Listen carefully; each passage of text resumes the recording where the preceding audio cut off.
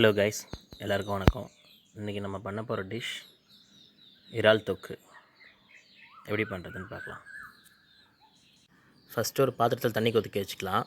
அந்த கொதிச்ச தண்ணியில் ஒரு 5 மினிட்ஸ் அந்த வாங்கிட்டு வந்த இறால்லாம் போட்டு விட்டுடலாம். இது எதுக்காக போடுறதுன்னா, உங்களுக்கு இறா உரிக்கும் போது கொஞ்சம் ஈஸியாக இருக்கும். சின்ன இறாவாக இருந்தால் அந்த மாதிரி போட தேவையில்லை, நார்மலாகவே அதை உரிச்சிடலாம். பட் பெரிய இறாவாக இருந்தால் அதோட தோல் ரொம்ப ஹார்டாக இருக்கும்.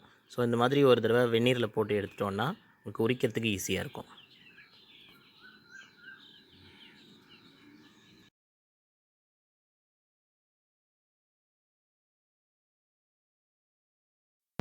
இப்போ அதை எப்படி உரிக்கிறதுன்னு பார்க்கலாம்.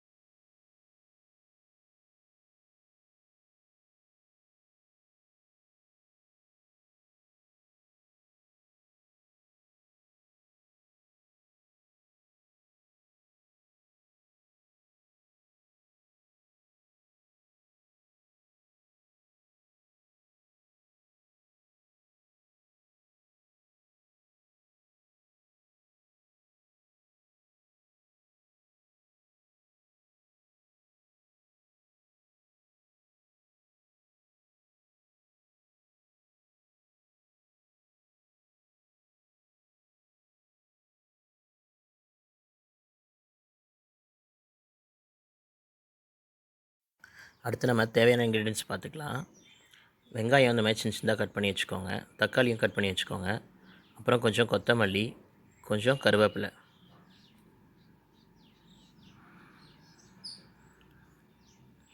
கொஞ்சம் உப்பு, மஞ்சத்தூள், தனி மிளகாய்த்தூள், அப்புறம் வீட்டில் அரைச்ச நார்மல் மிளகாய்த்தூள், அப்புறம் நம்ம அந்த உரித்து வச்சுருந்த இறா, பூண்டை இந்த மாதிரி தட்டி வச்சுக்கோங்க. பெருஞ்சீரகத்தையும் கொஞ்சம் தட்டி வச்சுக்கோங்க. அப்புறம் ஒரு 2 இல்லை 3 பச்சை மிளகாய்.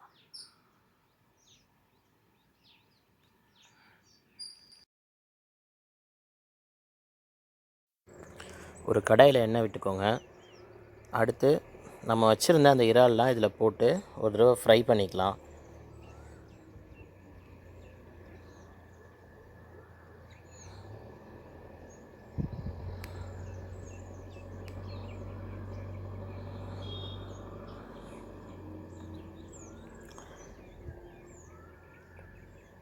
இது எதனால் ஃப்ரை பண்ணுறோன்னா, அதில் இருக்கிற அந்த ஸ்மெல்க்கு போகிறதுக்கும், அப்புறம் அதில் எக்ஸ்ட்ரா இருக்கிற வாட்டர் போகிறதுக்கும் இதை லைட்டாக ஃப்ரை பண்ணி எடுத்துக்கலாம்.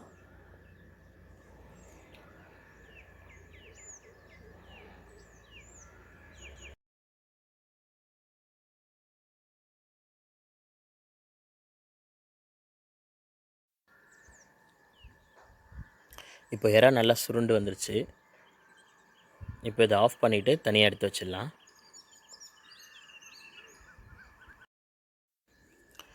ஒரு கடாயில் எண்ணெய் ஊற்றிக்கலாம்.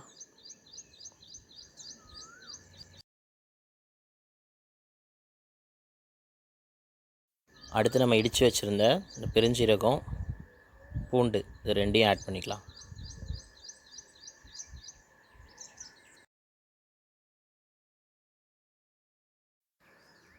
இது நல்லா வதங்கினதும் இந்த பச்சை மிளகாவை ஆட் பண்ணிக்கலாம்.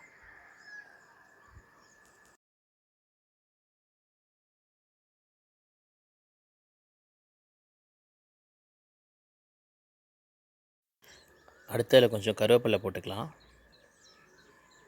நம்ம கட் பண்ணி வச்சுருந்த இந்த வெங்காயம், தக்காளி அதெல்லாம் இதில் ஆட் பண்ணிடலாம்.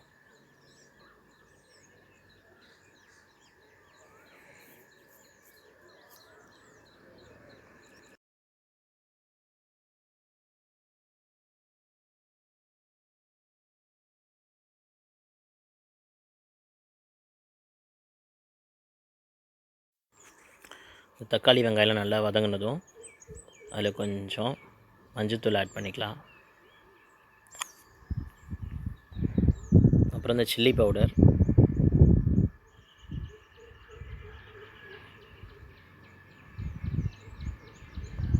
அப்புறம் இந்த வீட்டில் அரைச்ச மிளகாய்த்தூள்.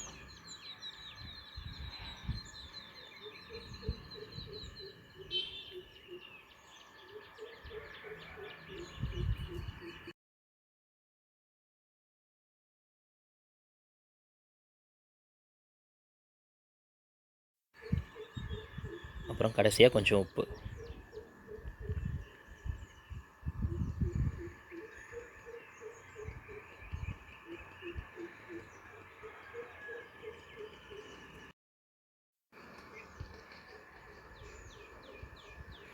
அடுத்து நம்ம வச்சுருந்த அந்த இறாலை ஆட் பண்ணிக்கலாம்.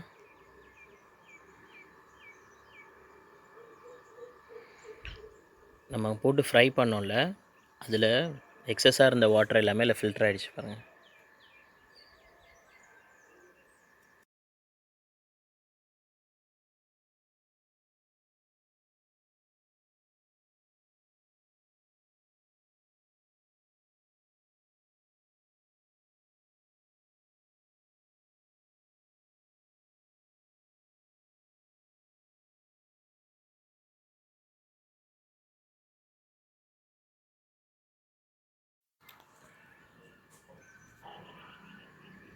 அடுத்து இப்போது நல்லா குக் ஆகிறதுக்கு தண்ணி ஆட் பண்ணிக்கலாம்.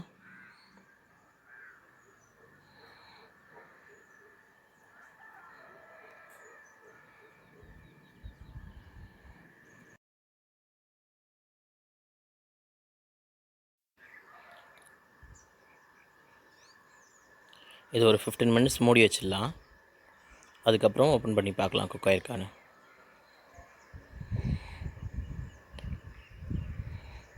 இப்போது நல்லா குக் ஆயிடுச்சு.